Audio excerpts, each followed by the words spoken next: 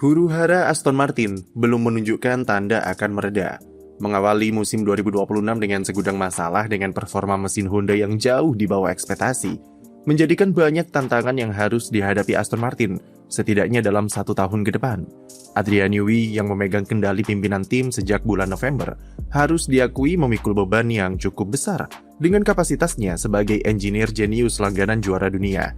Banyak pihak yang meragukan apakah Newey mampu menghandle jabatan sebagai tim prinsipal yang lingkup kerjanya lebih luas dan lebih global. Sementara Newey sendiri sejauh ini dikenal sebagai orang yang sangat saklek dalam menjaga ranah kerjanya tetap di seputaran teknis saja. Dan benar saja, belum ada 5 bulan menjabat, pria 67 tahun ini beri indikasi kalau dia akan menyerahkan jabatan tim prinsipalnya kepada orang yang lebih capable atau lebih pantas. Sempat muncul nama seperti mantan tim prinsipal McLaren dan CEO Sauber, Andreas Seidel. Christian Horner juga sempat disebut tertarik bergabung, namun Newey menolak usulan tersebut. Newey justru merekomendasikan Jonathan Whitley, yang sama-sama figur senior sewaktu di Red Bull dulu, untuk menjadi penggantinya sebagai pemimpin di Aston Martin. Meskipun Aston Martin sendiri berkali-kali membantah dan menolak berkomentar soal penunjukan Whitley, namun dia sudah dikonfirmasi meninggalkan posisinya sebagai tim prinsipal di Audi yang belum ada setahun dia menjabat di sana. Jika berbicara soal dinamika tim prinsipal di Aston Martin, rasanya jabatan tersebut memang tak pernah stabil semenjak Lawrence Stroll melakukan rebranding pada 2021 silam. Bermula dari Otmar Szafnauer yang resign karena tak suka dengan intervensi Stroll yang semakin besar dalam pengambilan keputusan. Kemudian Mike Krack masuk sebagai pengganti. Namun meskipun sempat mengantarkan tim ke musim terbaiknya pada 2023, dia ujungnya tetap diganti juga. Andy Cowell dengan segudang pengalamannya di Mercedes kemudian masuk untuk musim 2025. Namun dia tak bertahan lama dengan naiknya Newey sebagai tim prinsipal pada November silam. Artinya sejak rebrand jadi Aston Martin, tim ini sudah ganti tim prinsipal sebanyak 4 kali dan akan jadi 5 kali jika benar Whitley akan bergabung. Aston Martin sendiri beri klarifikasi jika mereka punya sistem tersendiri dalam jabatan tim prinsipal yang tidak dijabarkan secara detail.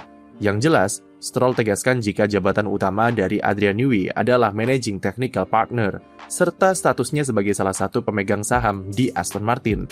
Agak membingungkan, tapi hal itu sejalan dengan ketidakjelasan yang dialami tim ini dalam beberapa tahun belakangan. Mundurnya Newey dari tim prinsipal bukanlah sesuatu yang mengejutkan, mengingat dia sedari dulu memang sangat saklek dengan dunianya sebagai engineer. Mengambil jabatan sebagai tim prinsipal akan meningkatkan lingkup kerjanya ke level manajemen yang jauh lebih tinggi, karena harus mengatur sistem di dalam tim secara keseluruhan. Namun hal itulah yang diinginkan oleh Newey ketika mengambil jabatan itu dari Andy Cowell. Dia melihat banyak hal yang tidak beres di Aston Martin dari aspek manajemen sumber daya dan manajemen personal yang jadi dasar alasan kenapa dia mau memimpin tim ini. Tapi cukup jelas jika Newey alami sejumlah kendala, terutama di aspek komunikasi media yang tentunya dia akan jadi garda terdepan tim dalam menghadapi berbagai pertanyaan dari jurnalis soal kondisi Aston Martin yang morat-marit. Terlalu frontalnya Newey dalam menggambarkan problem Aston Martin pada GP Australia dengan menyebut jika masalah vibrasi di EMA26 bisa sebabkan pembalapnya cedera saraf dinilai berlebihan. Newey juga terlihat membebankan semua permasalahan ini kepada Honda dan menganggap kalau performa mereka pelan mayoritas karena mesin. Sementara dari sasisnya sendiri, ia berani klaim bisa konsisten masuk Q3. Paling disorot tentu perkataannya soal Aston Martin yang baru mengetahui jika Honda kesulitan karena harus rebuild lagi dari nol divisi mesinnya dan cuma 30% dari karyawan lamanya yang bertahan pada bulan November tahun lalu. Newey terlalu menyalahkan Honda dan meninggikan karyanya sendiri adalah resep yang membuat pabrikan Jepang tersebut jadi deja vu dengan era McLaren di awal era hybrid. CEO dari Honda Racing, Koji Watanabe, sempat mempertanyakan statement Newey soal vibrasi tersebut dan mengaku bingung atas klaim sepihak soal potensi cedera saraf pembalapnya. Honda juga menegaskan jika prioritas mereka bersama Aston Martin adalah membangun lingkungan kerja yang selain kompetitif, juga saling mendukung satu sama lain, tanpa perlu adanya saling tunjuk. Berbagai pernyataan frontal Newey itu kemudian harus diklarifikasi oleh Mike Krack untuk menegaskan jika kondisi di Aston Martin tidak seburuk itu, selagi menjaga chemistry kerjasama mereka dengan Honda. Dengan masalah komunikasi ini, jelas kalau Adrian Newey tidak sepenuhnya cocok dengan peran prinsipal dan setidaknya butuh pendamping yang bisa mengatur manajemen tim serta komunikasi media. Ada anggapan juga jika penunjukan Newey sebagai tim prinsipal bersifat hanya sementara sampai tim menemukan figur yang tepat untuk mengisi jabatan itu. Tahun lalu kabarnya Aston Martin memang sempat membujuk Jonathan Whitley untuk membatalkan kepindahannya ke Audi. Bahkan, mereka juga sempat mendekati race engineer Max Verstappen di Red Bull, Gianpiero Lambiase, untuk dibujuk pindah jadi tim prinsipal. Namun yang jelas ada keraguan, baik itu sisi Newey itu sendiri ataupun Lawrence Stroll soal jabatan tim prinsipal yang ia pegang. Ini hanya akan memperpanjang track record bongkar pasang struktur tim yang dilakukan Stroll dan hanya akan buat kondisi di Aston Martin tidak kunjung stabil. Setiap kali Stroll lakukan intervensi, kondisi tim bukannya membaik, tapi malah makin terpuruk, dan itu membuat kuasa tim prinsipal jadi terlalu banyak dikekang dengan intervensi yang ia lakukan.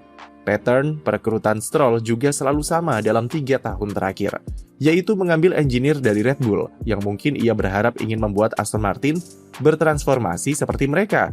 Tapi Stroll lupa satu hal, Red Bull dibangun dengan konsistensi dan kepercayaan penuh dari Dietrich Mateschitz untuk mempercayakan proyek Red Bull di F1 kepada orang-orang yang ahli di bidangnya. Dia tidak melakukan intervensi seenak jidat dan percaya dengan rencana jangka panjang dari Christian Horner bersama Helmut Marko, meskipun hasilnya naik turun pada musim-musim pertamanya. Sementara Stroll, dia memang punya rencana untuk menjadikan Aston Martin tim pemenang dalam 5 tahun yang ia ucapkan pada 2021 silam. Tapi dalam prakteknya dia tidak bisa menaruh kepercayaan dan konsistensi terhadap orang-orang yang ia rekrut untuk menjalankan proyek ambisiusnya ini. Stroll tak mampu melihat masalah fundamental dalam kesalahan sistem tata kelolanya di balik pembangunan fasilitas yang jor-joran.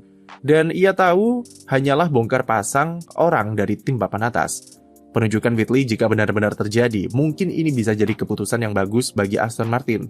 Apalagi dia akan reuni bersama Newey. Tapi sekali lagi itu tergantung seberapa percaya Stroll kepada Whitley dan membiarkan semuanya bekerja tanpa intervensi berlebihan. Whitley sendiri kemungkinan besar baru bisa gabung ke tim pada 2027 mendatang karena gardening leave-nya pasti akan lama, mengingat dia belum ada setahun bekerja di Audi. Selama periode itu, Newey kemungkinan tetap pegang jabatan sebagai tim prinsipal dan Mike Rack akan jadi juru bicara atau juru klarifikasi. Pihak paling dirugikan tentu Audi, karena mereka kehilangan figur yang bisa diandalkan dalam pembangunan fondasi proyeknya di F1. Ada sejumlah alasan kenapa dia memilih mundur dari Audi. Pertama adalah ada kabar jika terdapat selisih paham antara Whitley dengan Mattia Binotto selaku CEO. Belum jelas apa perbedaan pendapat antara mereka berdua, namun ini bukan pertama kalinya Binotto terlibat selisih paham dengan figur senior di tim. Dahulu semasa masih jadi direktur teknis di Ferrari, dia juga pernah beda pendapat dengan Maurizio Arrivabene selaku tim prinsipal, yang tak lama setelah itu jabatannya ia gantikan.